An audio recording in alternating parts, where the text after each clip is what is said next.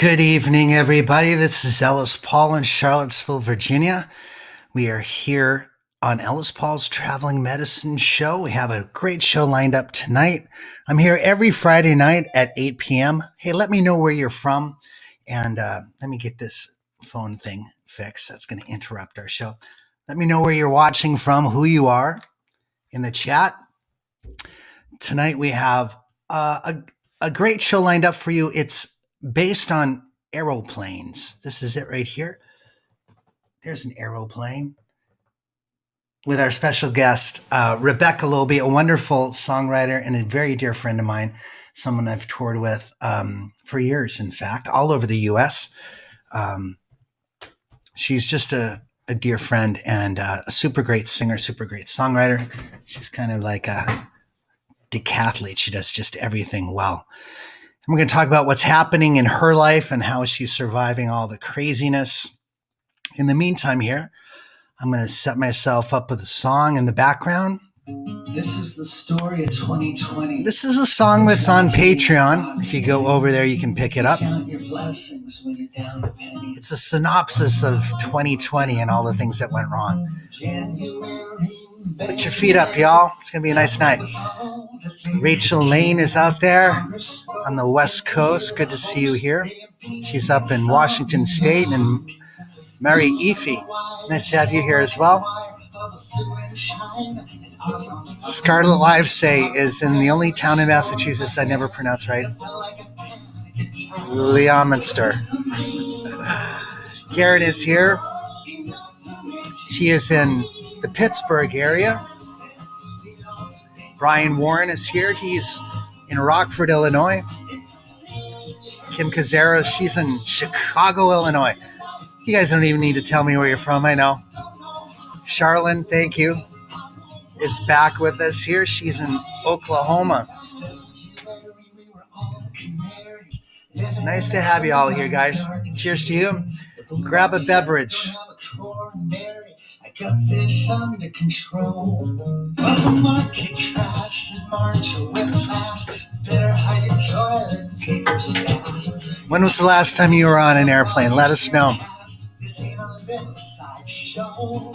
It's a Lisa Johnson is here. She's in Tewksbury, Massachusetts. Thank God. It's Friday. So much better than Thursday, isn't it? Charles Brabeck, thank you, and April Phillips. Good to have y'all here, guys. Thank you for coming in. Rose is up there in Maine.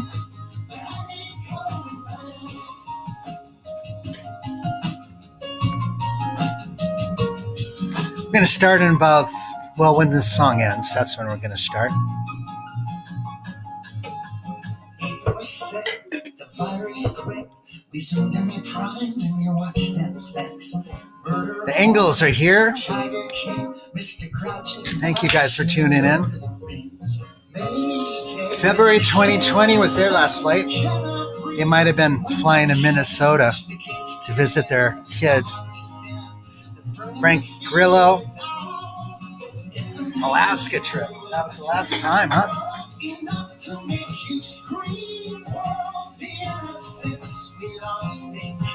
LaGrange Park, Illinois. Thanks for coming in. Rosalind, thank you. Brookline, Massachusetts. Darlene over there in Kentucky. Hi, Darlene. Good to have you back. North Texas in the house. Please share this on your Facebook post so we can get our numbers up tonight. Harlow flew in August 2019. Charles Brabeck, thank you for the love and the tip jar already. You and me both, Brian. Jackie's here from Pittsburgh. Thank you for the love and the tip jar. Charles.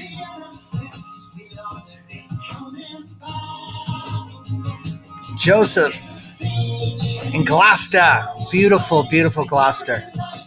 Marathon, New York. Wendy Rogers, good to see you. Carrie Lee, glad to have you here in New Jersey.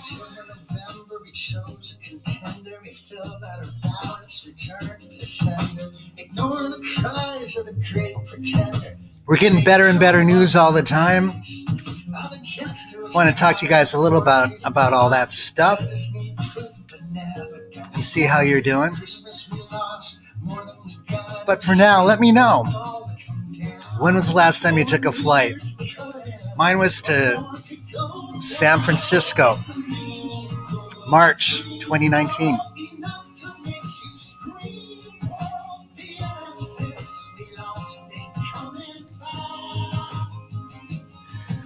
Harlow is in Hudson, New Hampshire. And there's Darla from Moose Jaw, Saskatchewan. She always wins the contest for the funnest town to pronounce and say out loud. I'll tell you a story about a moose after the break. We're getting close here to the end of the song, guys. It's 8:01. After the song ends, we're going to do a little 30-second countdown where I get my bearings back. Glad to have you guys here. We'll see you in a couple seconds. Scott Wayne, thank you for the love in the tip jar. Let's do a little bit of a 30-second countdown, y'all.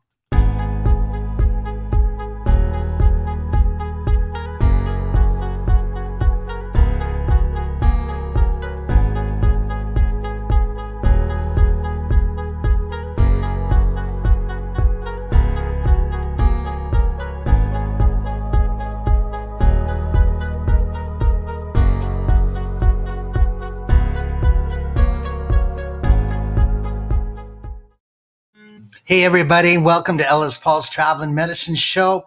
It's Friday, March 12th. I am here with a bunch of very good friends who have been coming to this show from the very beginning when we started this trip. Oh, it must have been a year ago or so.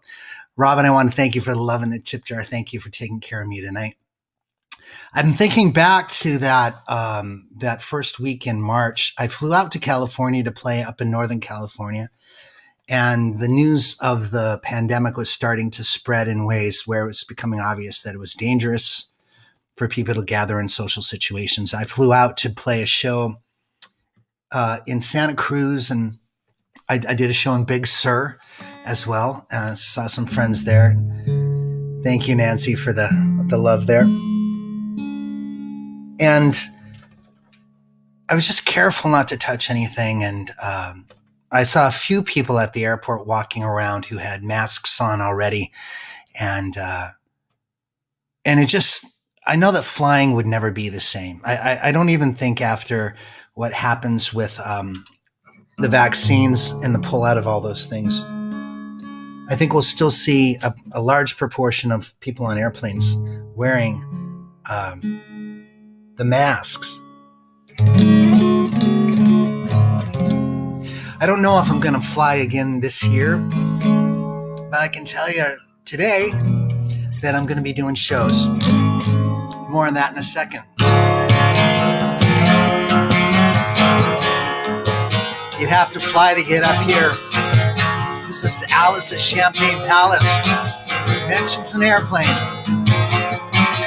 You take a rickety plane from Seattle up into Anchorage.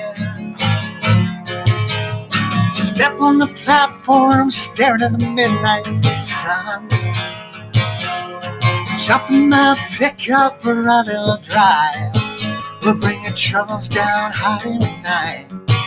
I got a pull-out couch and a job lined up at the Canaries.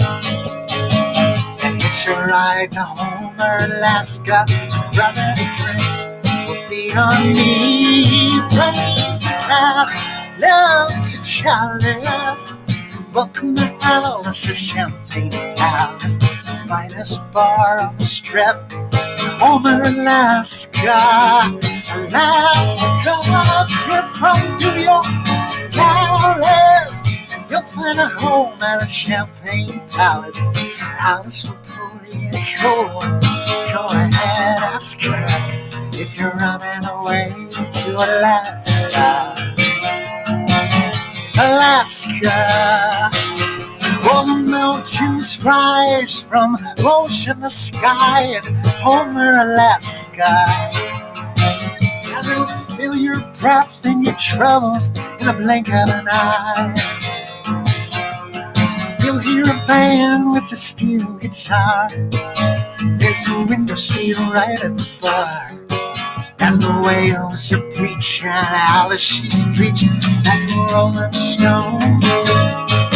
So push a mason jar across the bar and say, Mr. Welcome home. Raise a glass, lift a chalice. Welcome to Alice, the Champagne Palace, the finest bar on the strip in Homer, Alaska. Alaska, if you're from New York, Dallas, you'll find a home at the Champagne Palace. Alice will pour you a cold one. Go ahead, ask her if you're running away to Alaska. Alaska. You've never been to a prettier place than Homer, Alaska. You've never met a kinder face than the one behind the bar. Homer's a town full of misfit toys, renegade women and runaway boys. Everybody's got some story here in Homer town. I guess sometimes you gotta go to the end of the earth just to turn yourself around. Raise the glass, lift the chalice. Welcome to Alice, the Champagne Palace, the finest bar on the strip, Homer, Alaska.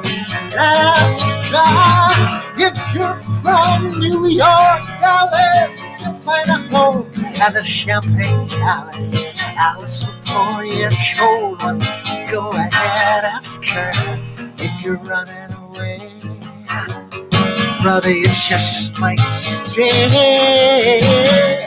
But on the way to Alaska. Alaska. Alaska. Alaska.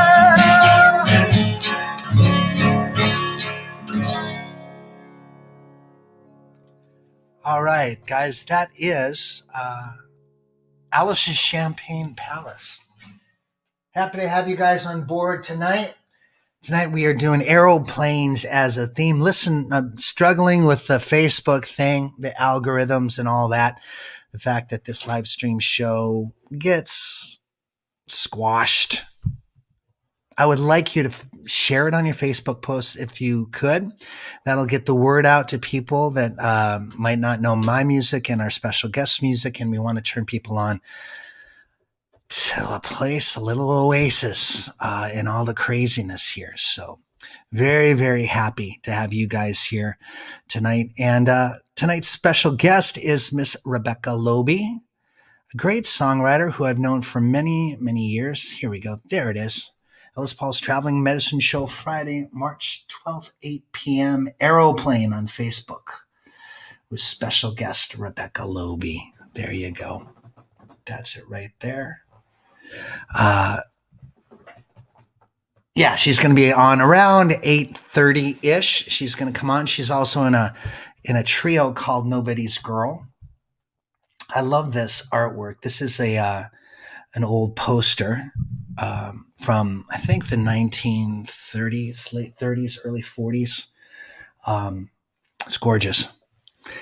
And I've used it a few times on our Traveling Medicine Show. Hope to do it again and again and again. Today we are talking about aeroplanes.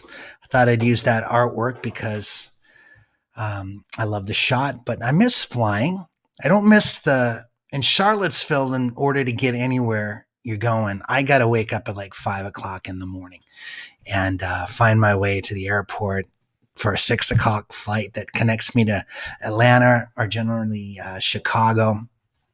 And, I don't miss that part of flying because the first like 3 or 4 hours, I'm basically sleeping in my seat. And, all that is totally okay. But it's, eventually I'd like to start leaving the night before, but that adds a hotel cost to the flight and an extra rental car cost and blah, blah, blah. But I miss flying. I'm going to be doing shows in June. One show that I'm going to be doing is the Natick Center for the Arts in Natick, Massachusetts. It's called TCAN. It's a wonderful venue. I'm going to be doing it on June 11th. The next day, there's going to be a kids show. I'm going to be doing that as well. And I'll probably find a gig on June 12th. And then I go out on Monhegan Island for a week because everyone's going to be doing the vaccination thing and they're going to be okay. So listen, if you were interested in a little vacation on Monhegan Island with me for a week, every night I play music to about 50 people who are along for the trip. I'm bringing a couple friends.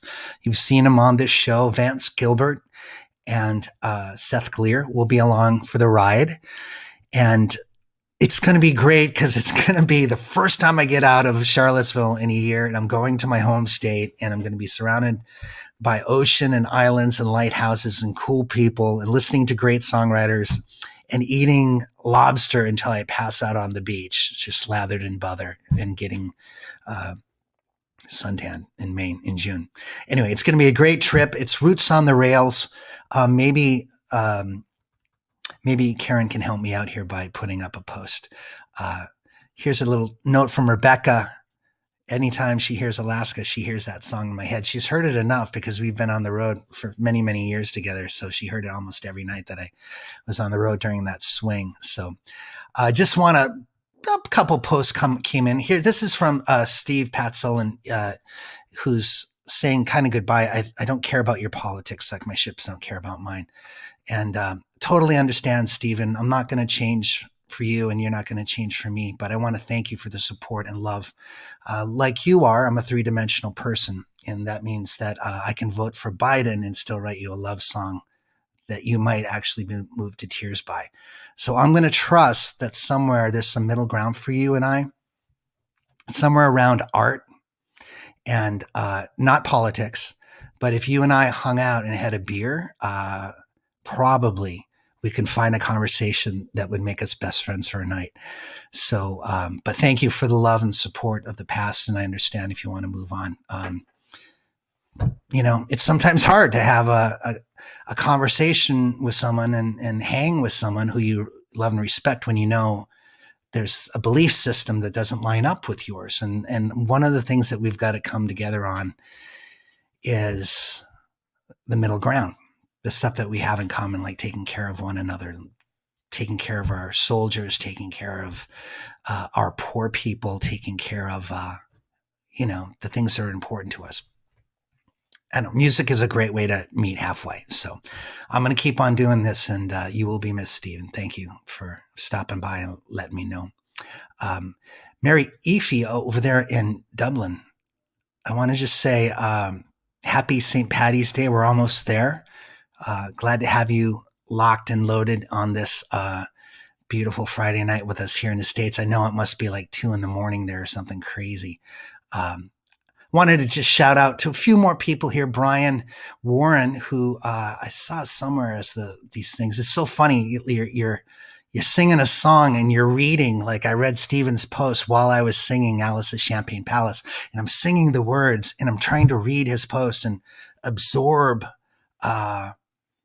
what he was saying, and then think of something, kind to say back, because I love you guys, no matter, who you voted for.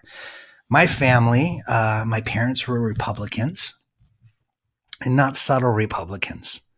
They gave birth to a hippie. They didn't like it. They knew it. They knew it happened. It took me until somewhere in the middle of college to figure out who I was and how I felt. And they felt like college was maybe the thing that was creating it, not me choosing it, but college creating it. Like somehow an education can force you into a state of mind, like you're being programmed by college. Whereas they don't understand that their parents programmed them and their own college programmed them. It's their choice, right? It's who you are and what you are. and what you believe in. And you have a right to believe in those things. But I'm a folk singer, folks. So just recognize that. And I'm not going to apologize for it. I am going to be a occasional commentator on social issues and occasional commentator on political issues. But for the most part, I just like writing story songs and love songs. That's kind of my bread and butter. And, but I want to get good at every kind of song. So anywho, Jeannie brings up a story over the weekend. Was it last weekend? I got a note that said that Facebook was taking me down for copyright infringement. It wasn't true.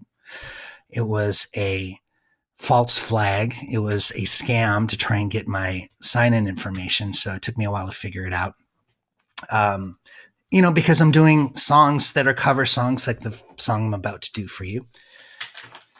And it made me realize how utterly codependent I am on Facebook and how I care about my Facebook account and Facebook doesn't give a shit about my Facebook account.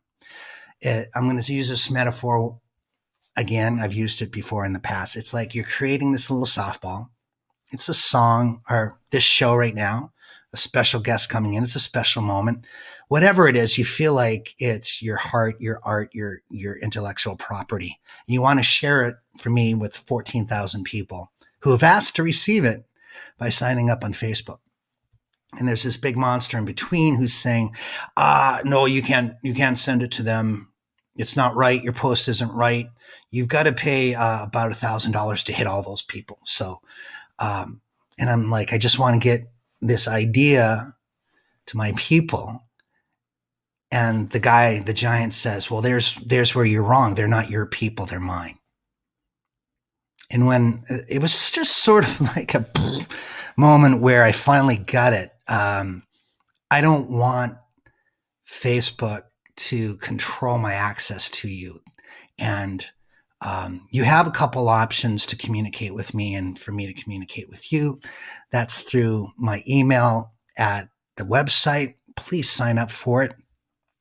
And then specifically, like right now, this show is going to be is on Patreon, and it's a subscription channel. It's only $1 a month to get the majority of the stuff that's going to be up on it.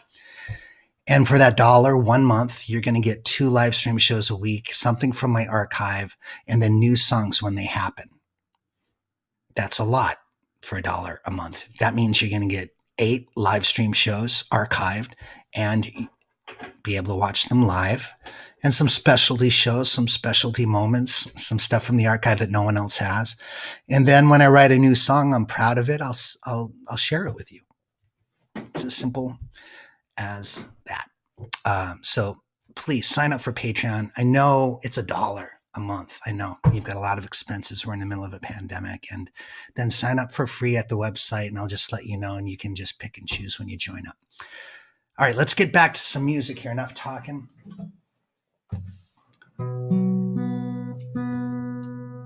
This song was released by Tom Petty. Rest in peace.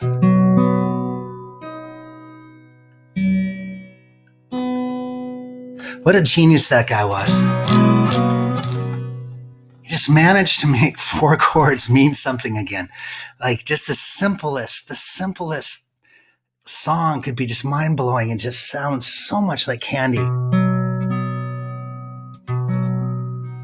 I only saw him once in concert. It was at Red Rocks. He wrote this with Jeff Lynne, 1991. It was his biggest hit on the American rock charts. It stayed at number 1 on the album rock charts for 6 weeks.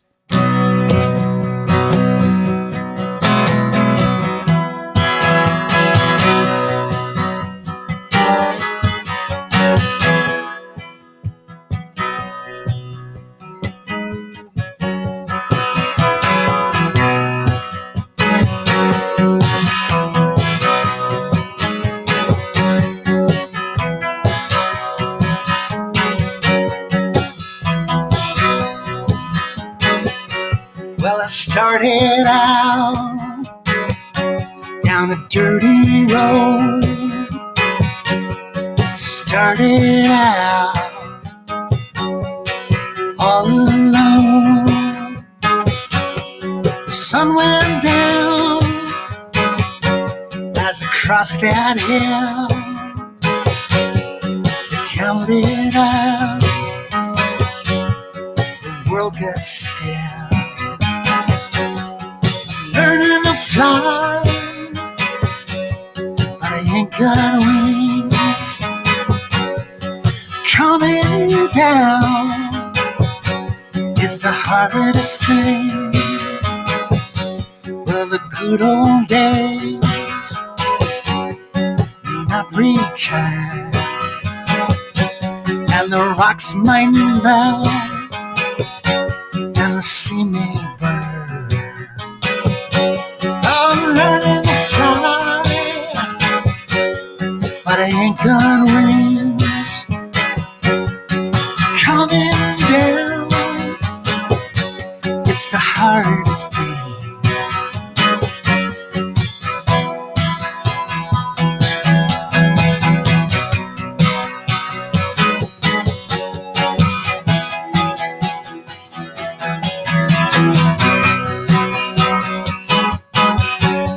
Some say life will beat you down,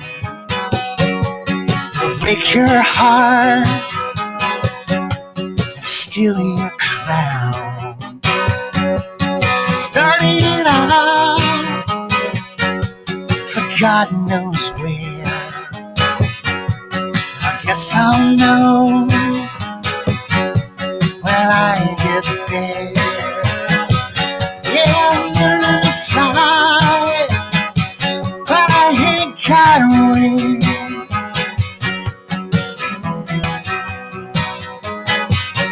It's the hardest thing.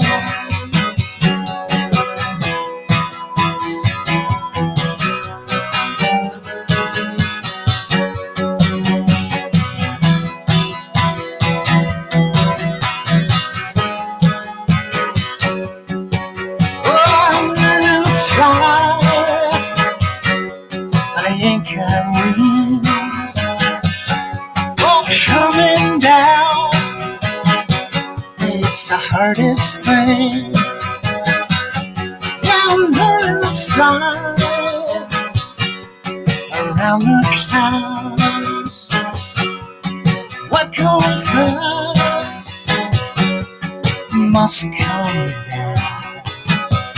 Oh, I'm learning to fly, but I ain't got wings. Coming down, it's the hardest thing.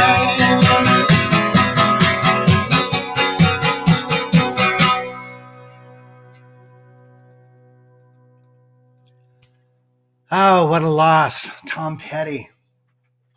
Just like Dylan, but sort of like somewhere in between, like Dylan and the Beatles, like managing to capture pop without getting too literate. You know, just the three chords and a hook. Not even the truth, just three chords and a hook.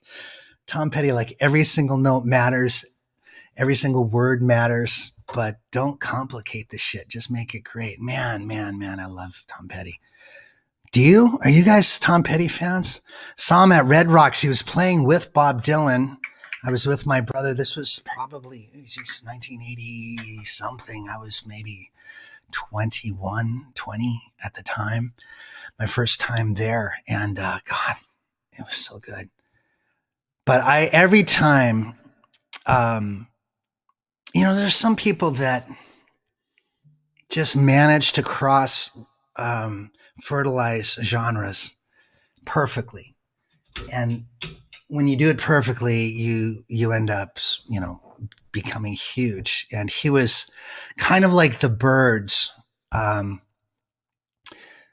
He managed to take folk and rock and do that peanut butter and chocolate thing in a way that was just so perfectly balanced between the two. And then, he also had punk rock influences at the same time. And speaking of the Byrds, hey, I forgot this. I've done all this work to get these things together. Where is he? There he is. Ah, yeah. That's a rocker right there. Looking good too. He's got a Rickenbacker right there with him. I don't think that might be a 6-string. I think it is. But that's the essence of his sound, that guitar that you're looking at, the Rickenbacker. There's so many, even that song itself, when it was recorded, had a Rickenbacker 12-string on it. And just so good. Yeah, you can tell I love him, I know. Yeah, there would have to be some kind of restraining order on old Tom. I'm going to go back. Speaking of the Byrds, how about that band? One interesting little tidbit about my personal relationship with the Byrds. This is them, Roger McGuinn, David Crosby, Gene Clark, and the guys in the back I'm not so sure of. I don't even know if I can recognize them through the bangs. They took that Beatles thing like to the next degree, didn't they? Look at that look. That's a commitment to cool. So the first professional gig I ever had in my career was opening for Roger McGuinn. And it was at the Old Vienna Coffee House, probably back in, 91 maybe. And he came through, and I didn't have the history lesson around the Byrds, of course, that I do now. So I didn't know when the guy Tim Mason offered me the gig. He was running the Old Vienna at the time, and I had no idea who Roger McGuinn was. I had heard of the Byrds, but I didn't know Roger McGuinn because I was 20 and I was, just learning the ropes at that point. So I opened for Roger McGuinn, and then he had me open for Gene Clark. The guy the Roger McGuinn's there in the middle with the sunglasses. To his left is Gene Clark. So my first 2 professional gigs as an opener was opening for those guys separately. I don't think they were even talking at that point. You can see David Crosby from CSN there to Roger McGuinn's right. And this song is called 8 Miles High. Again, we're keeping with that airplane theme. For those of you just joining us, don't forget Rebecca Loebe's coming up. I can see her hanging there in the wings of this beautiful spot that we have here. And this is our show. For those of you that are just tuning in, please spread the word, share it on Facebook. That's the best way for people to know. Aeroplane is our theme tonight. We talk about songs that have airplanes in them, my own, and pop songs that you probably know. And then we invite a guest who brings on some airplane love herself. She's going to come on and do that in a minute. Let's do this song. This is a Byrds song. Bet you can think of what it is. If you were born before 1970.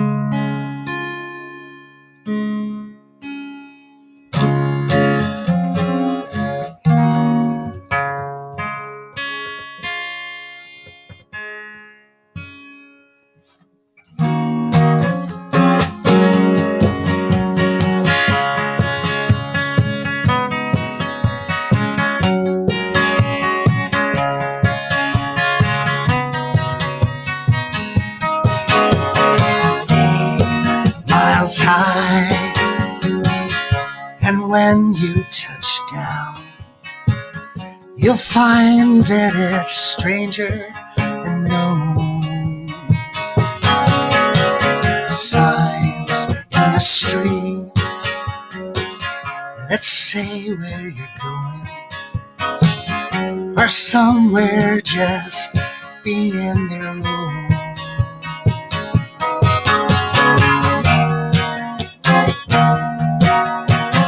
Nowhere is there warmth to be found among those afraid of losing their ground. Lane, great town, known for its sound. In places, small faces unbound.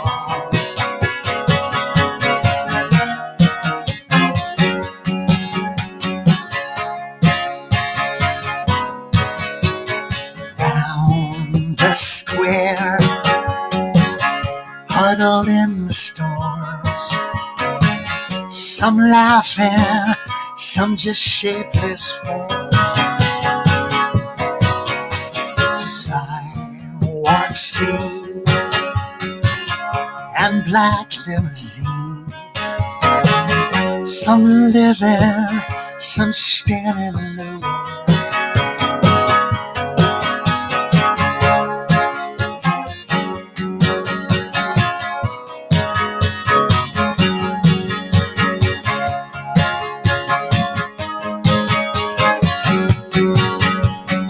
First, 8 miles high, and when you touch down, you'll find that it's stranger than known. Signs in the street that say where you're going are somewhere just being their own.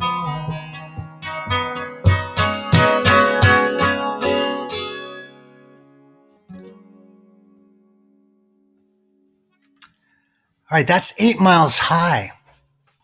Now, the Byrds were competing with the Beatles at the time, and the Beatles had just released 8 Days a Week. So Gene Clark, who was the principal writer of this, he wanted to use the word 8. Airplanes usually fly between 6 and 7 miles up in the sky, but he liked 8 better. He thought it was more musical. He thought it was cooler.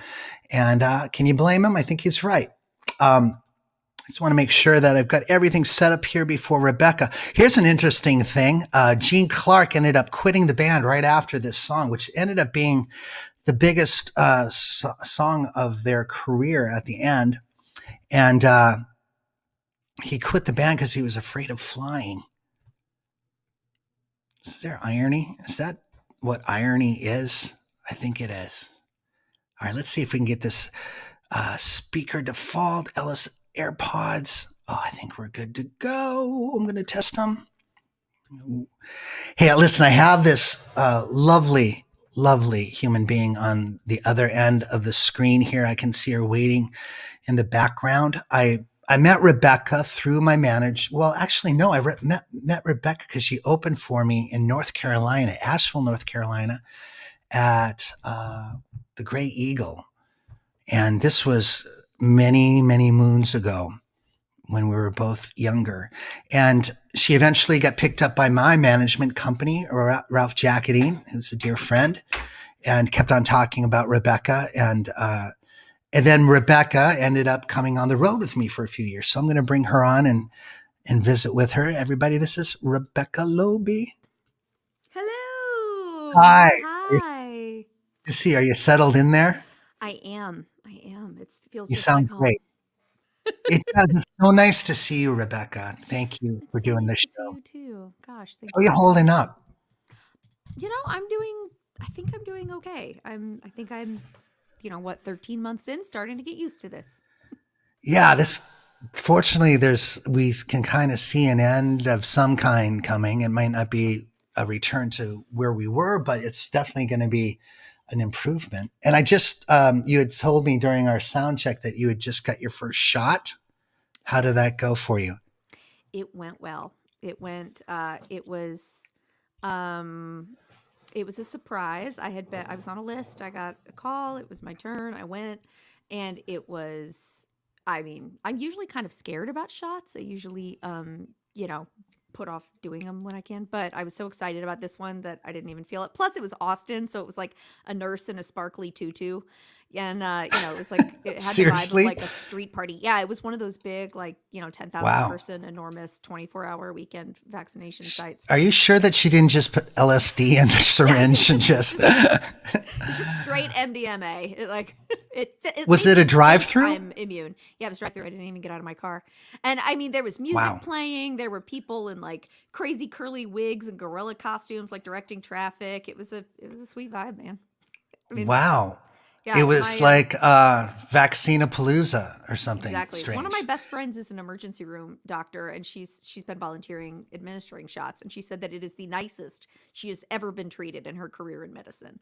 Because like normally she's at an ER, like dealing with all sorts of people and disgruntled and stressful Right, situations and you right. know some crazy people who just like kick her and stuff, and but everybody at the vaccination site's very nice, very friendly bunch. It's kind of like a rush at Walmart on Black Friday for Cabbage Patch Kids in the 80s. Like everybody kind of wants one. They don't know Right. why, like, but they know it's going to end everything, but they're not really sure what it's going to feel like. But it's nice to see enthusiasm and less and less doubt around it, which is Yeah. interesting to me. And the fact that, I mean, I think I'm seeing it even now that it's getting warmer, and I feel like people are starting to go outside in a different way, and the general tone of the television set is kinder and more optimistic, and Mm-hmm. there's less scowling going on and Mm-hmm. less, yeah. So hopefully, Winter let's, is receding, spring is coming. yeah, We're and all it's just ready gonna for a be fresh better. start, I think. Yeah. Yeah. Well, let me leave you for a couple songs, y'all. This Let's is get out of here. Rebecca Yeah. Loebe. I'll see you in a couple minutes. Have fun. I will. Jeez, I thought that guy would never leave. No, I'm kidding. I love him so much. Let's dive in flying, shall we? I'm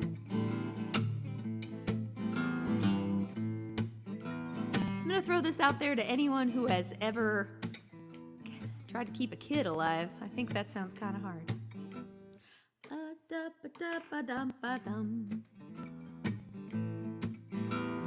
Grandma wasn't happy. The buttons on her dress buckled under pressure, battling her breast. My face and hands were dirty. I didn't stand a chance with her that way. Nothing I could do, nothing I could say to make her believe what I had done that day. But I would swear that I was flying.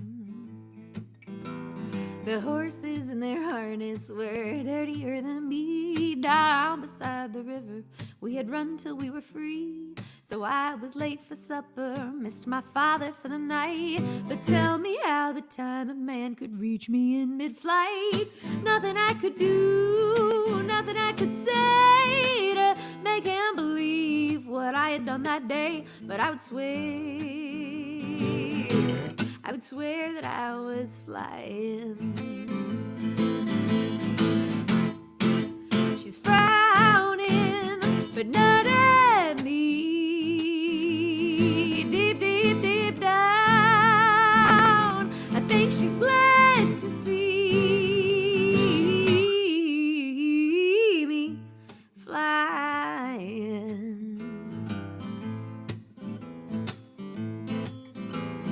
What is it to grow up, to trade in all your wings for sauerkraut and housecoats, the news the mailman brings, for chocolates you ration to children in your care who have no use for combs or soap or brushing out their hair? What else can you do? What else can you say to make them believe in gravity and pain? I guess you pray. Guess you pray they're really flying. Oh, let us pray. Let us pray they're really flying. Oh, let us pray. Let us pray they're really flying.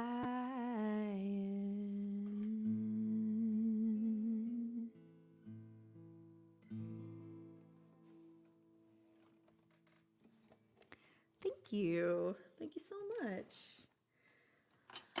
Oh, gosh. All right. Well, tell me about yourselves, guys. Are you, let's see. Anybody I know? Anybody I know in here? Hi, Steve Peterson. Ah, yes. My bandmate, Grace Pettis, is on with Ellis, with Dan Navarro right now for her patron show. Like Grace and like Mr. Ellis Paul, I also am a pretty active person over on Patreon. And one of the things that I love about being on Patreon is that it allows me a lot of freedom to explore whatever artistic bugaboos get in my head. And this next song is an example of that. It's an idea that I had been kind of harboring for years, but didn't really have an excuse to do or to sing or to release. And I really just finally, when I had my Patreon page and I had an audience of people listening to songs I was putting out every month, I realized that I could finally make the recording of this that I had always wanted to make. So I'm going to play this for you now. This is a mashup of two songs I really love that both happen to have the same name. And if you enjoy it, I do encourage you to check me out over on Patreon because there's plenty more where this comes from. Right.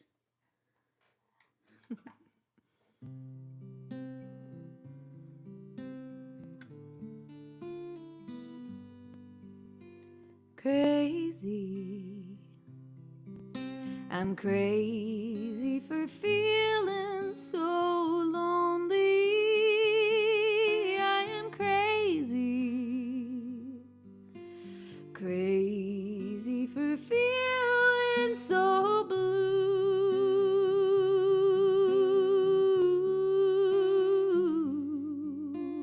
I knew you love me as long as you wanted, and then someday you leave me for somebody new.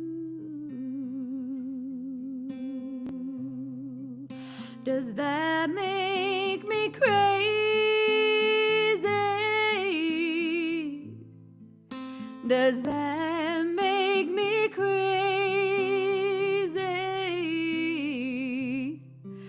Does that make me crazy?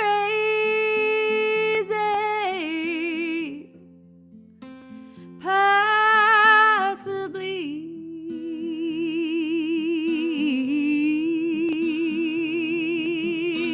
Worry. Why do I let myself worry?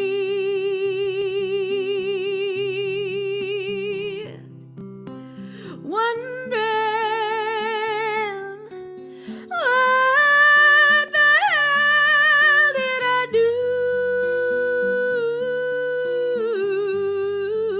Does that make me crazy? Does that make me crazy? Does that make me crazy for trying and crazy for crying, and I'm crazy for loving you.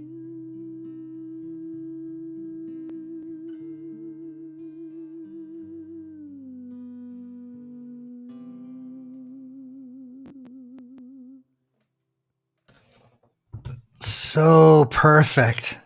God, who would have known that those two would go so well together? Isn't that Really, really funny? nice. Yeah, so cool. I've been I wonder thinking what for others. years, like, that's gotta go together, right? And I looked Oh, you online to see found if it. there was like another mashup of it, and I couldn't find one. If there is another one out there, please don't tell me. I don't want to know.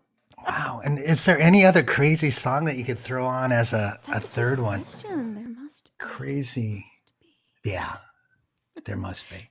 I see Christy Anyway, out there who is a patron of mine. Thank you for saying hi.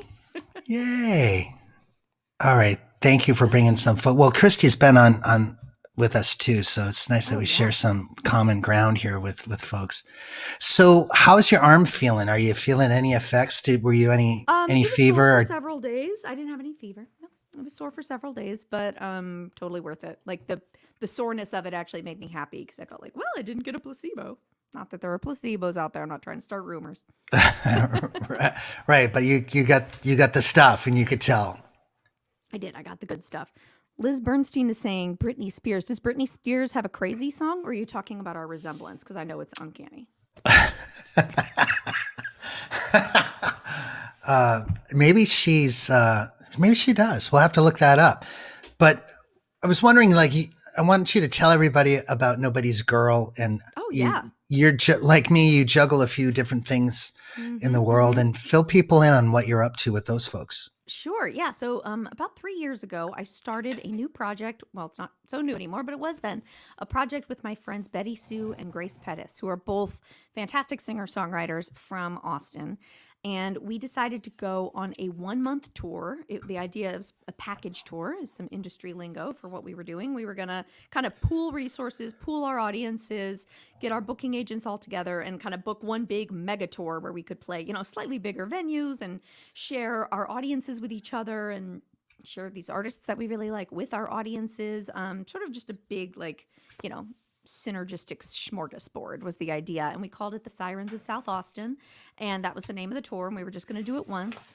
And we got together. The tour was scheduled for the April of 2018. And in December of 2017, we got together to write.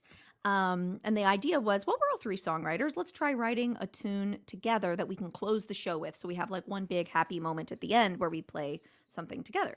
So we got together and we went to a friend's studio. Grace has a good friend outside of Austin who has a recording studio with some really beautiful artist suites. And we went and we stayed there and just for one night. And we wrote 2 songs the night we were there. And in the morning, we came out and played those songs for the people who owned the recording studio. And they were very nice and they were very enthusiastic. And when we finished the second song, they said, "That sounds great. Would you guys like a record deal?"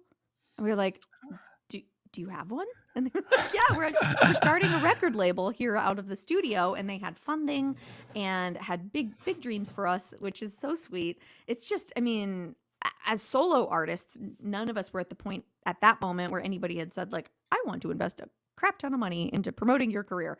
And so we were all just like, well, we've never played a gig together. Hope that goes well, but sure. So based on those 2 songs and that 1 12-hour writing session, Wow. we signed a record deal. And Jeez Louise. we wrote 3 more songs for that record and did a cover of Blondie's song. We did 2 covers on that record. A song by Raina Rose called Blue Bonnets and Blondie's song Call Me. And we had 4 originals on that record. And the record was mixed, mastered, and done, ready to go by the time the tour started in April, which was a breakneck pace. What a And turnaround. we changed our name from the Sirens of South Austin to Nobody's Girl because we didn't really want that to be a band name. It's a great name, by the way. Yeah, I love the name. Thank you so Yeah. much. So yeah, and we've been touring now. Since then, we've been juggling our solo careers and our project. We all make sure not to call it a side project. It's a parallel project. They are, equally important to all of us. And since then, Grace and I have also both signed record deals with different labels for our solo albums. Grace's record is coming out in May. It's her debut album on Empress Records. She's got singles rolling out for it now, and it's going to be great. And I released a record before the pandemic on Blue Corn called Give Up Your Ghosts. And our full-length debut album as a band is coming out in July. It was originally scheduled for the July of 2020, but it got pushed first to February and now to July. And the idea was the label wanted to push it till we could tour. And it looks like, gosh, with any luck, we'll be able to play some shows together later on this year. And I'm just so excited about that project and about finally getting to release this album we've made, because it's all original songs. And something I think is really special about the band is that we started with the songwriter in the round concept where, I'd sing lead on one, Grace would sing lead on another, Betty Sue. But then as we started co-writing more, we started fully switching off all verses on all songs. So all of so you're swapping out. We swap constantly. It's a sound Yeah. person's nightmare. But we're always constant, so it's like I'll sing lead on the first verse, middle harmony on the second verse, low harmony on the third verse. It's like, as high people are harmony on coming the in and out. chorus, and people are weaving in and out. And a lot of the songs are hard to sing solo because there are lyrics that happen simultaneously that overlap, and you can almost not do them by yourself. So it's a fun Yeah. That's really great. I can play a Nobody's Girl song for you if you'd like. We'd love it. Yeah. I'll let you go. I'll come back in a couple of songs. Okay. Cool. We'll see you in a I'm minute. happy to chat more. You know me. I'll talk all night. Well, we'll chat after. See you in a second. Okay. Well, guys, if you're curious about Nobody's Girl, you can head on over to wearenobodiesgirl.com. And I'm going to play a song for y'all that I was actually humming this song to myself earlier as Mr. Ellis Paul was talking about his position as a three-dimensional human. I also share that affliction. I'm also a three-dimensional human, and Betty Sue and Grace and I wrote this song together in the summer of 2019, and we were moved to write about some topics we hadn't explored yet as a band, and we were also we were writing about kind of where we see our country right now and where we think it could go. So this is a song, I guess, long story short, about unity.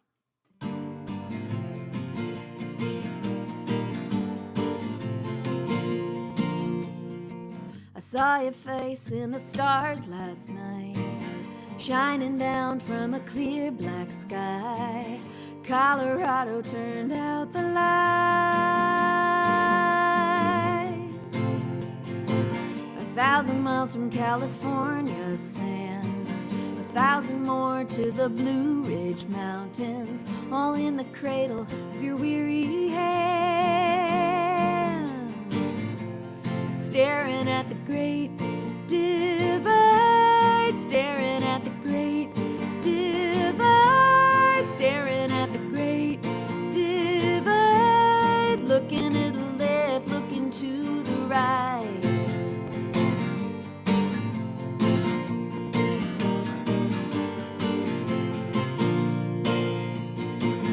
Cardboard city full of government tents, kids trying to sleep over subway vans, keeping watch over cold cement.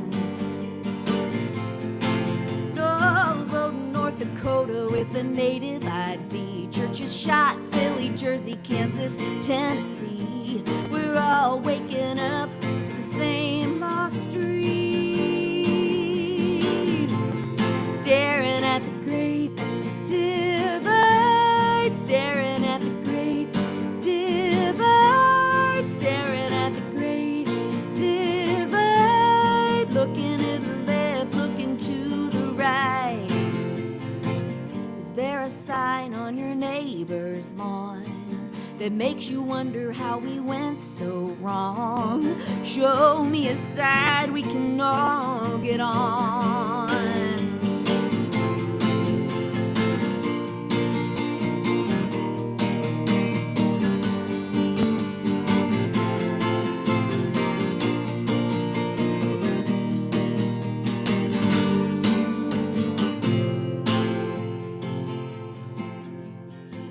Saw a man quilt an 8-foot flag with just his hands and a pile of rags. Sometimes all we need is what we have. Staring at the great divide, staring at the great divide, staring at the great divide, looking to the left, looking to the right.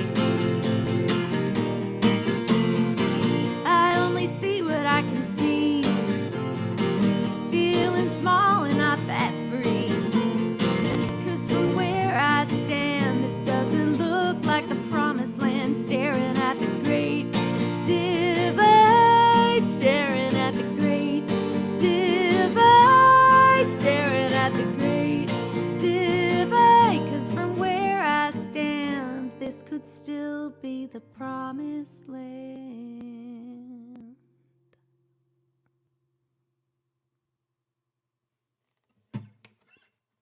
Thank you guys so much. That's Promised Land, co-written with Betty Sue and Grace Bettis, my band Nobody's Girl.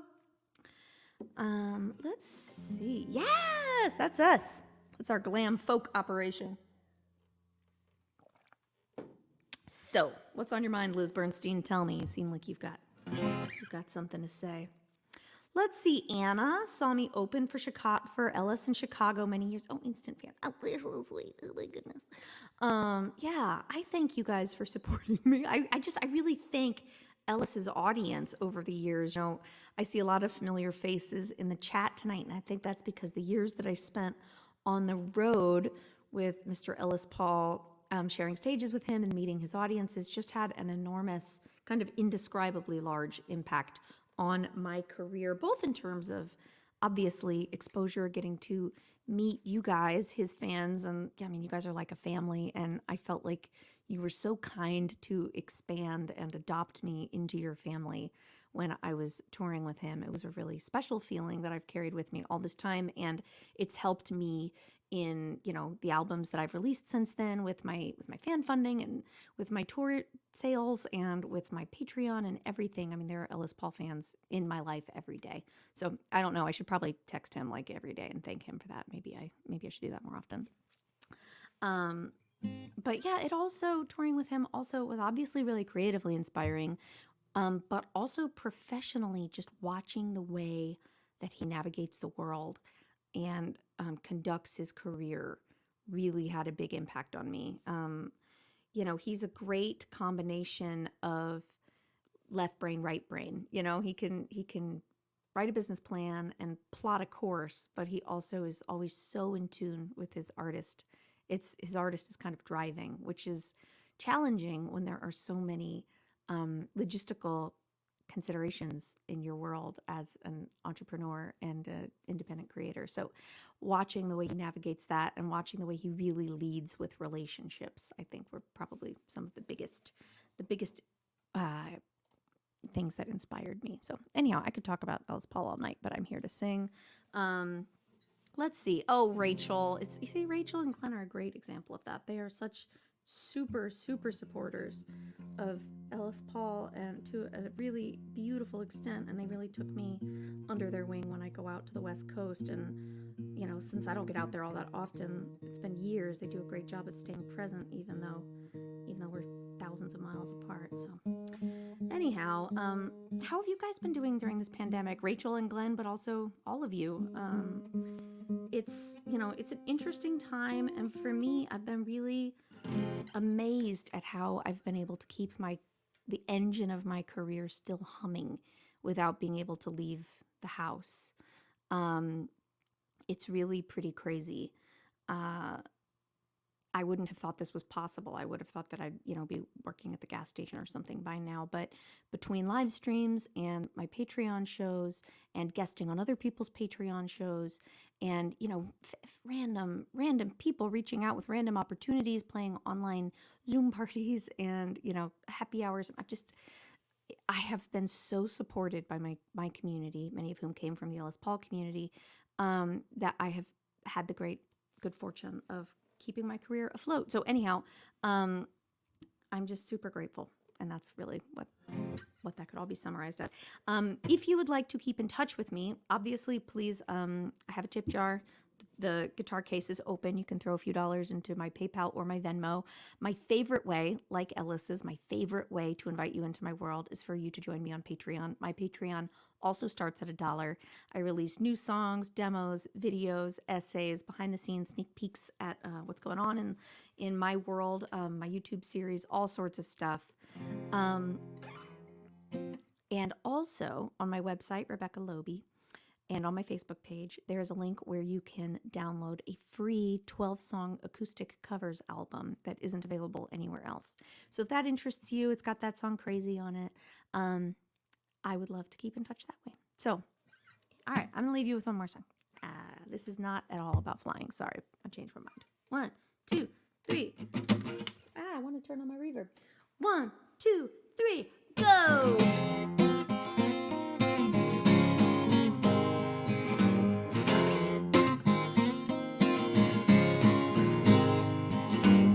Time to pay the bills again. Makes a woman feel like running. I keep a backpack by the door. You keep asking what that's for.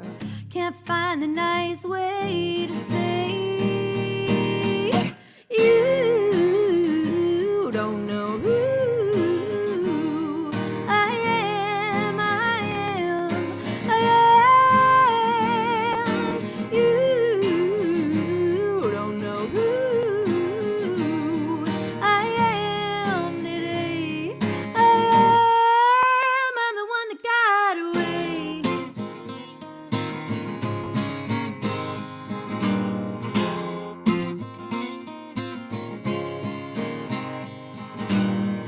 maybe I'll roll out at dawn. Headlights off, radio on. The open road will take me back. You'll move on, you always have. We've all got our own hands to play. You don't know who I am, I am, I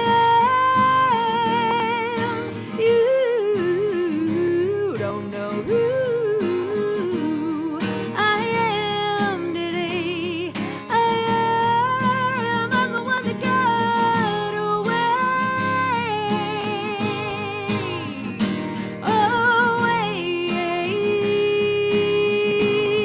Yeah. I got my father's fight, my mother's appetite. I travel pretty late these days. You don't know. You don't know. You don't know who I am. I am. I am you. You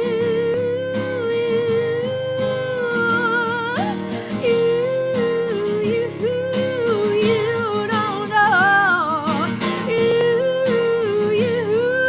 You don't know who I am today.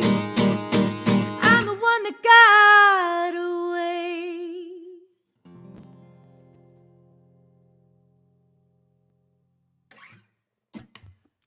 That's a nice little runaround melody there. Ah, thanks.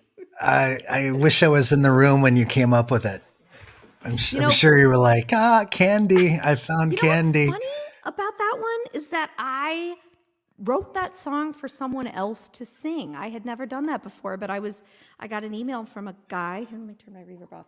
I got an email from a guy asking if I could write a song for a TV show, for a character on a show to sing. And she was like a bartender, runaway, covered in tattoos, prickly on the outside. Inside, she had a heart of gold. It was a really original story.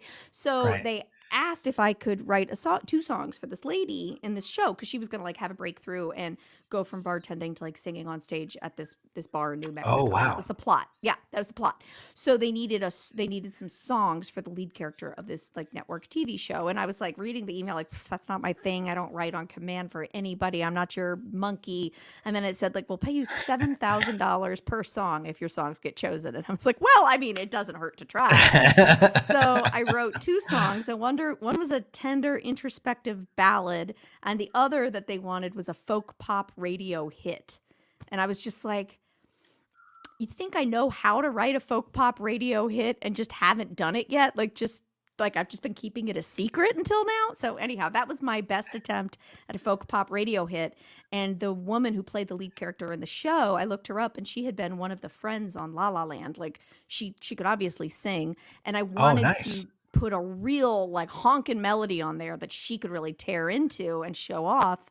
And I thought, that might help it get picked. So anyhow, that kind of was an informative moment for me, because I was like, wait, why don't I write songs for me to show off?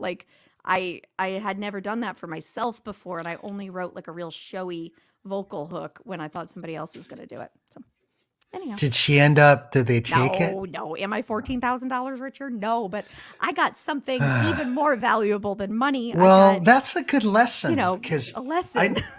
Well, the lesson is this: never write something for someone else that you wouldn't feel proud doing yourself. Absolutely true. To some degree. Because Absolutely. I've had those moments, and I'm like, am I writing? Is this my art, or is this my fart? It's this there's this Right. thin line. And so, and I feel like greatness, or am I reaching for money? yeah, well, and money, and we need money. So there are moments where you have to do things that you might not do otherwise. But as long as you feel like, what I don't want to have happen when I'm writing a song with anybody, or writing for a project, is to feel like there's got to be another way that I can use this song for my own life. Mm-hmm. Otherwise, because over here, it's playing the lottery. And if Mm-hmm. I can apply it to my own life and use it on an album or use it for some special project or pitch it to another artist or another movie or another situation, then I'll do it. But if there isn't, if it's solely for that thing and there's no way for it to translate to me personally some way that feels honest, I mean, that's a beautiful song.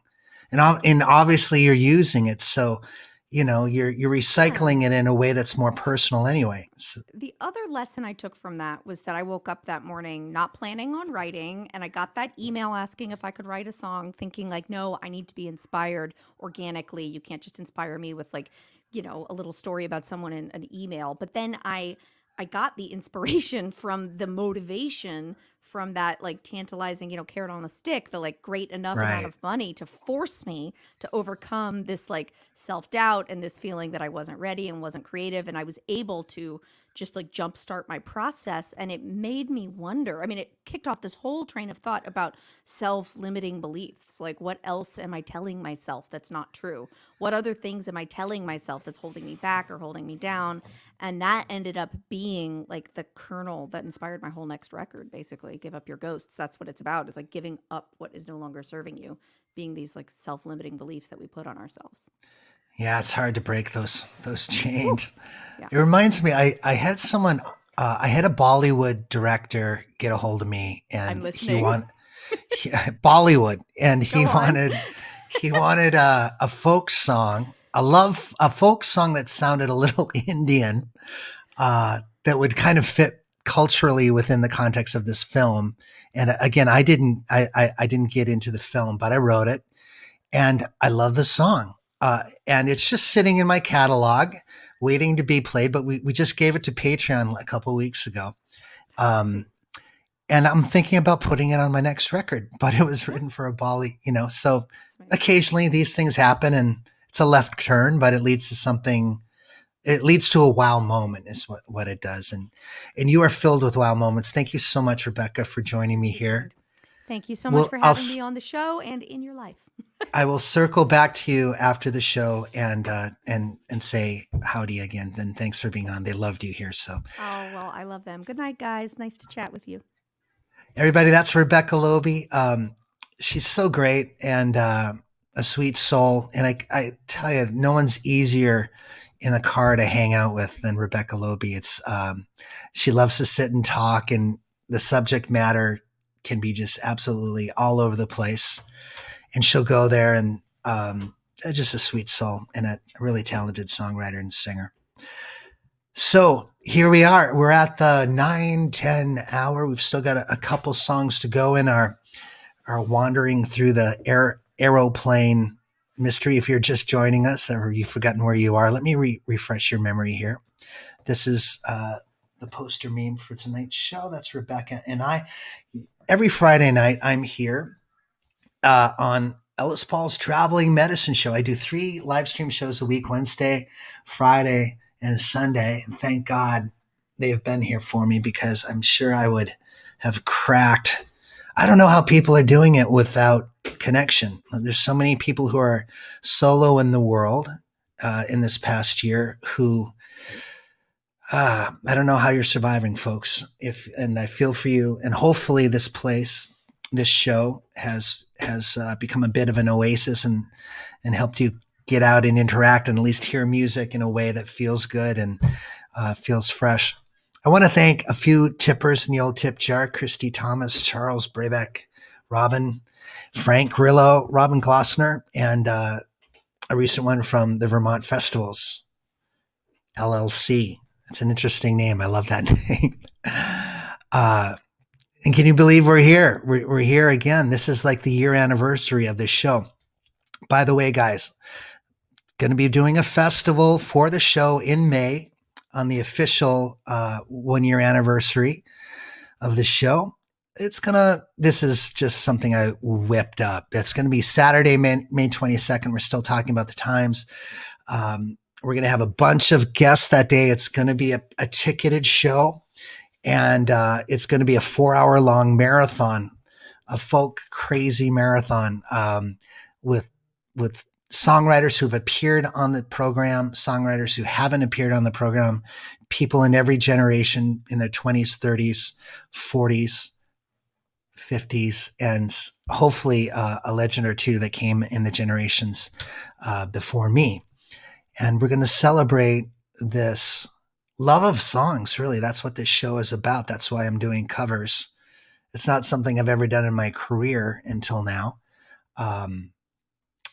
And I just, it's made me grow as a musician. I'm playing Tom Petty tonight, a song I've never played before, but a song I love. And I get to be inside the song trying to figure my way through it. How do I respect his version of it and put me in it? And what can I learn with the turn of the phrase or the turn of a chord, the turn of a melody? And it's been so good for me, really, to be doing this show. I want to talk to you about another Airplane song here. It's probably the one that most comes to mind when you say, well, what's an Airplane song? This is a song written by this guy. He's pretty well known to a lot of you. He might look a little bit like God. If you were around in the 70s, you know what I'm talking about. Or no, he wasn't God. Who was God?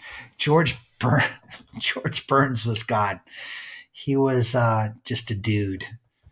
And John Denver.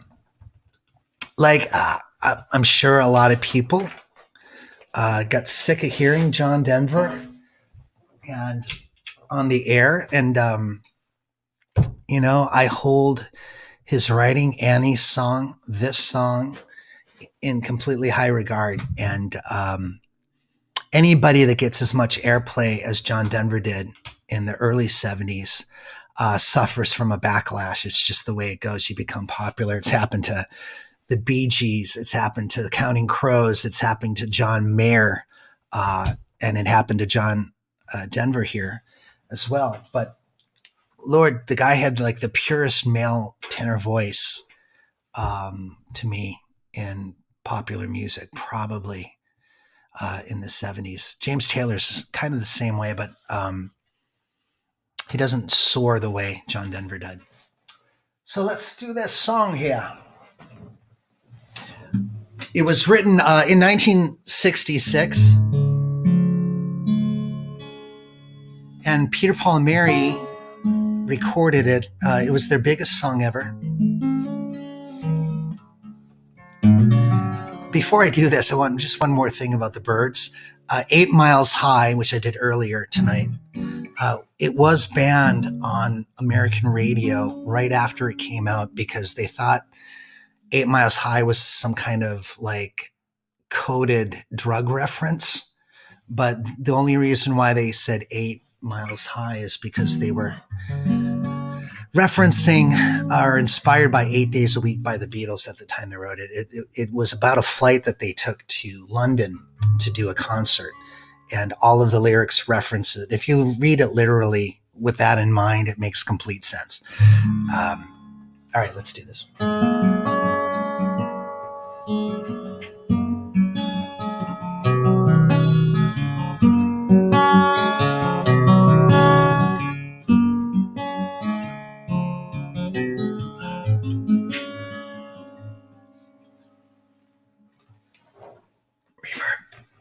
All my bags are packed, ready to go. Standing here outside your door. I hate to wake you up, just say goodbye. But the dawn is breaking, it's early morn, the taxi's waiting. He's blowing his horn already. I'm so lonesome, I could die. So kiss me, smile for me, tell me that you'll wait for me. Hold me like you'll never let me go. I'm leaving on a jet plane, don't know when I'll be back again. Oh, babe, I hate to go. There's so many times I let let you down. So many times I played around. I'll tell you now, they don't mean a thing. Every place I go, I'll think of you. Every song I sing, I'll sing for you. When I come back, I'll wear your wedding ring. So kiss me, smile for me, tell me that you'll wait for me. Hold me like you'll never let me go. I'm leaving on a jet plane. Don't know when I'll be back again.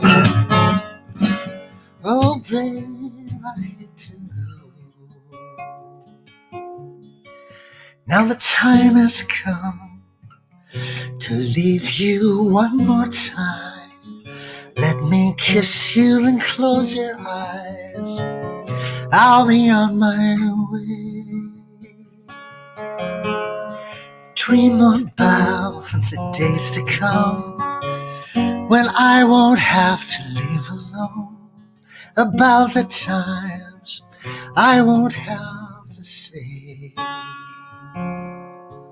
So kiss me, smile for me, tell me that you'll wait for me. Hold me like you'll never let me go. Oh, I'm leaving on a jet plane. Don't know when I'll be back again. Oh, babe, I hate to go.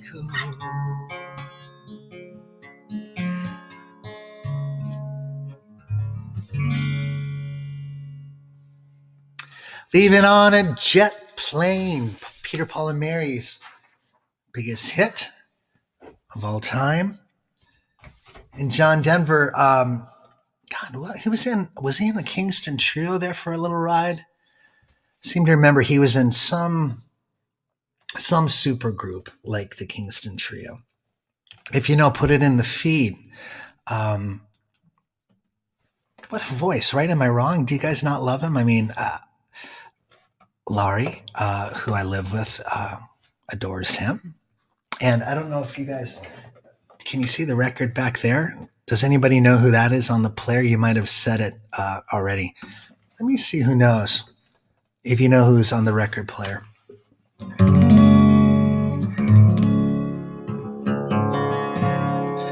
Lots of loves going out to Michael Slossars. And I'm going to do one more song, and then we're going to do a David Glaser goodbye song.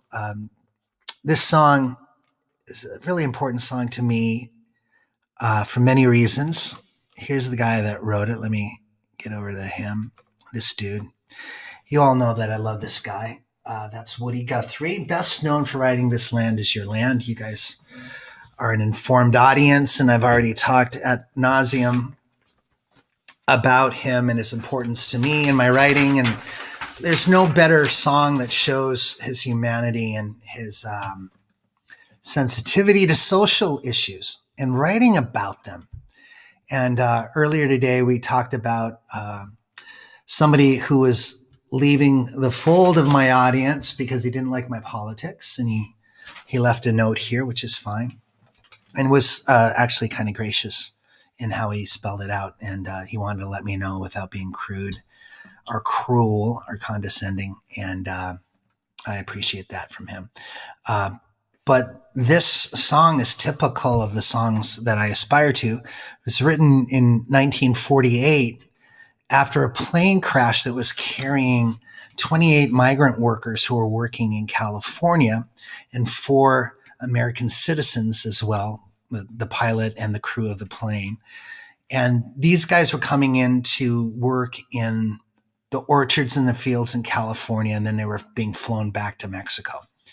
And the plane crashed in Los Gatos County in Los Gatos Canyon, I should say. And everyone on board passed away. And Woody was in New York living at the time.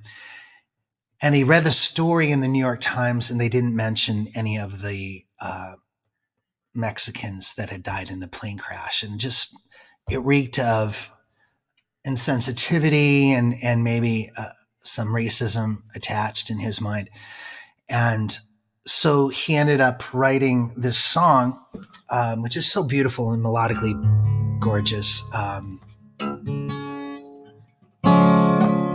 This is called Deportee.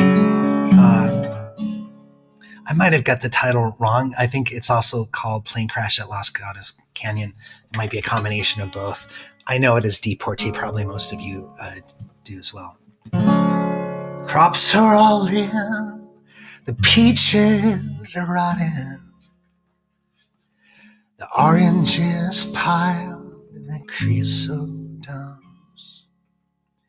You're flying them back to the Mexican border to pay all their money to wait back again.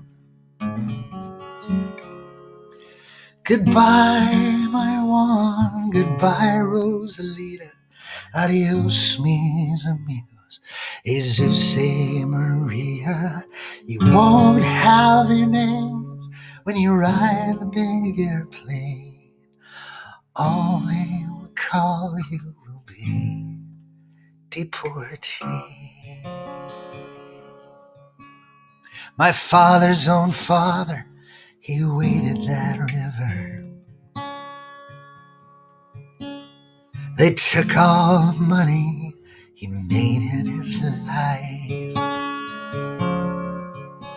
My brothers and sisters came working the fruit trees. They rode on the truck that they took down and died. Goodbye, my one. Goodbye, Rosalita. Adios, mis amigos. Jesus Maria. You won't have your name when you ride the big airplane. All they will call you will be Deportee.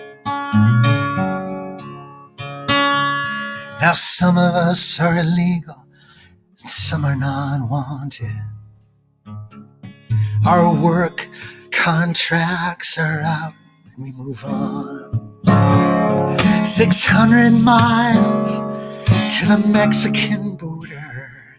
They chase us like outlaws, rustlers and thieves. Goodbye, my one. Goodbye, Rosalita. Adios, mis amigos. Jesus Maria. You won't have your names when you ride the big airplane. All they will call you will be Deportee. I'll do one more verse. Is this the best way we can grow our own orchards?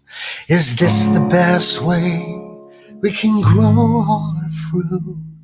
To fall like dry leaves, to rot in the topsoil, to be called by no name except deportees. Goodbye, my one. Goodbye, Rosalita. Adios, mis amigos.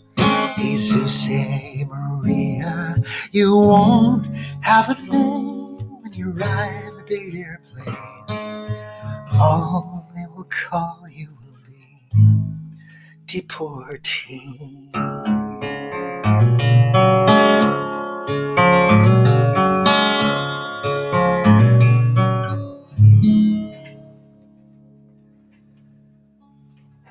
Every summer for the last, nearly, we're way over 20 years, maybe close to 30 years. I have attended the Woody Guthrie Folk Festival. And there was only a virtual festival there, of course, in the past year. But man, I miss it. I feel like the dust from that day, I can feel it on my skin. Anytime I conjure up Okemah, Oklahoma, Woody Guthrie's birthplace, I feel the heat of the sun. I feel just a layer of clay dust on my body. And I hear through the windows and doors and bricks of buildings all through the town the sound of people singing and celebration, and in songs that matter, that talk about social and political issues that need to be worked out. And that's what folk music is. And I know that I'm writing pop songs occasionally and children's songs occasionally and love songs occasionally. But even a song like Rose Tattoo is about someone struggling economically, and how love is carrying them through the challenges that a bad economy and losing a job can be.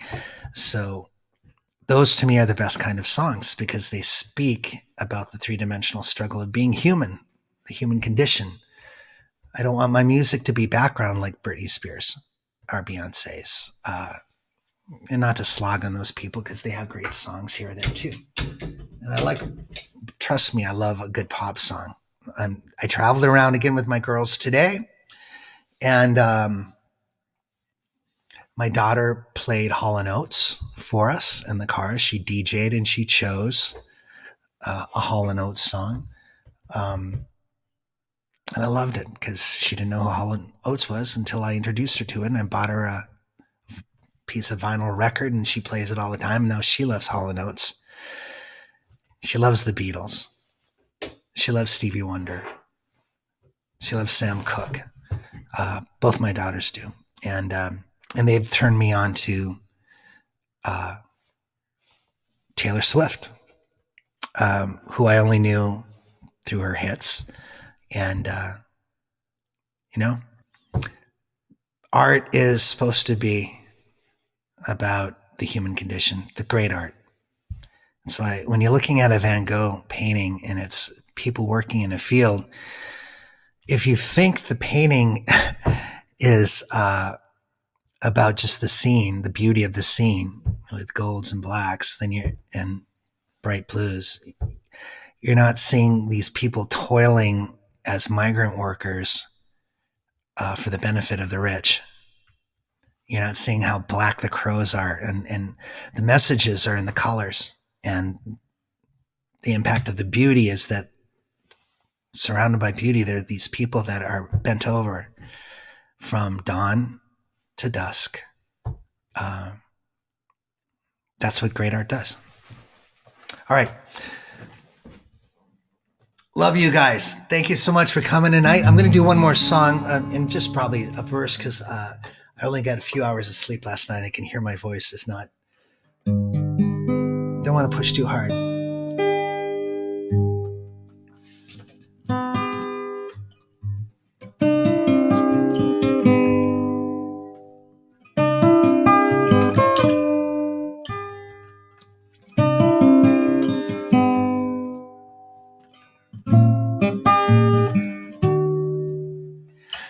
I wonder where you are tonight. I wonder if you're driving on a winding concrete river in a raft of glass and steel. The darkness interrupted by a lonely bright oasis, a full tank and a coffee, and you're back behind the wheel. Long is the road that lies between us, and many are the days since you've been gone. May the angel on your shoulder guide you safely through the night, and may the concrete river bring you home. May the concrete river bring you home.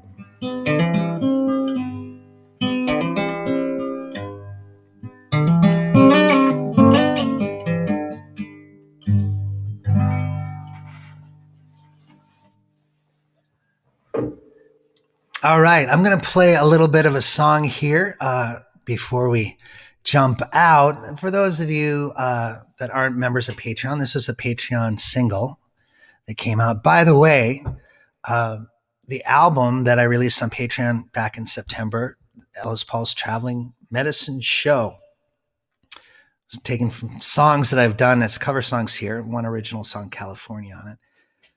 But last week it was number 3 on the American folk charts, just so you know. Because I just released it to the general public. It's over at the website if you want to pick it up in February. And it was recorded right here in this chair, which I love. And it got to number 3 on the American folk charts. So, and it's sort of a side project, it's covers. It's not my original material. And I told the guy that was sending it out to radio, I don't want you to push it too hard. I just want everybody to have it. I don't want you to promote it. I just want people to have it.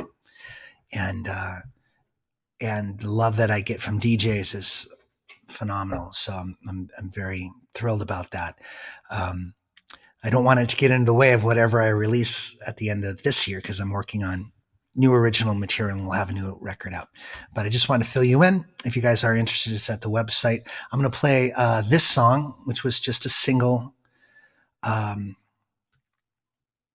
see if I can get back on the right internal speakers. Okay, good. I played this at the beginning of the show. I'm going to sit here with you. The tragedy it brought to many. This is the story of 2020. The song that turned off the guy that showed up tonight. Blessings when you're down to pennies. I was just telling the story of what happened, y'all. Let's see here. Oh, I got to put these things away first. Give me a second here. The beauty of live broadcasts. All right. Internal speakers. Those should be off. This should be on. We'll go right from the beginning of this. Bada bing. This is the story of 2020. The tragedy it brought to many. You count your blessings when you're down to pennies. If you want a copy of this, got to be on Patreon. January, Meg and Harry left with all that they could carry. Congress spoke in the year of the hoax. Beautiful night tonight, guys. Cheers to you all. News on the wire sang like a choir of a flu in China. Oh, there it is. There you go. Chad Mitchell. Thank you, David. Should have figured you'd know.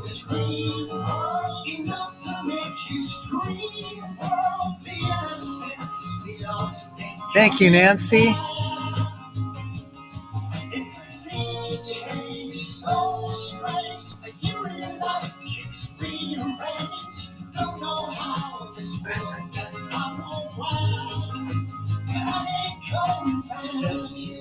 We were all canaries, living in a coal mine, dark and scary. The boombox said, "Don't have a coronary." It's just getting rusty, so it doesn't always react. That's my cousin Jill. Love you too, Jill. Thank you. Thanks for being here, Eric. Christian, good to see you, brother. Thank you, Scarlett.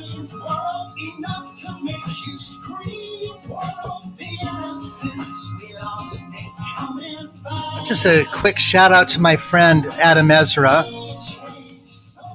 I know some of you are Adam's fans. Adam was one of the few artists that did shows every single night since the pandemic started. Tonight, it was his 365th day on the air doing a live stream show like this, and I couldn't keep up. It was just eating too much of my life up for me to do it every night. But what it's just a marathon of love that he's completed. And if you ever get a chance, go check him out. That's Adam Ezra. I'm going to try and have him on the festival on May 22nd. So he'll be back on the show, but we'll see. Cannot breathe. When will it change? The kids get in, the crowd rushes in, they're burning the theater down. It's a mean world. I'm going to sleep well tonight. I can feel it.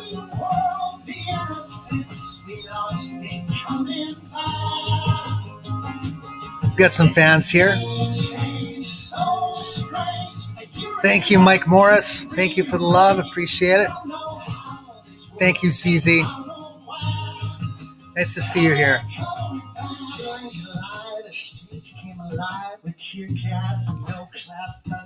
We're going to do a festival, obviously online, but I would love to see you folks in person. Someday, maybe in a year or two, we'll do a traveling medicine show festival at a festival site. We'll get you guys to come out to that. We'll hang out in person, all right? That would make my life, really. Place where we can all hang out, tent out.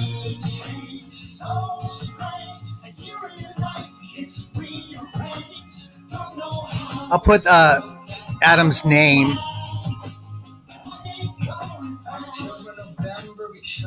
You can use the old Google to find it. He's a great guy, great songwriter.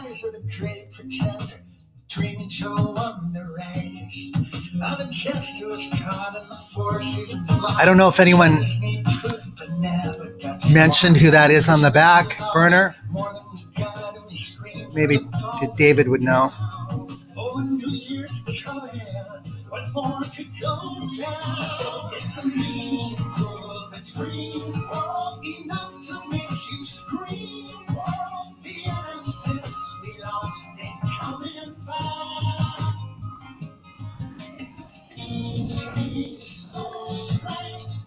That's Jesse Winchester.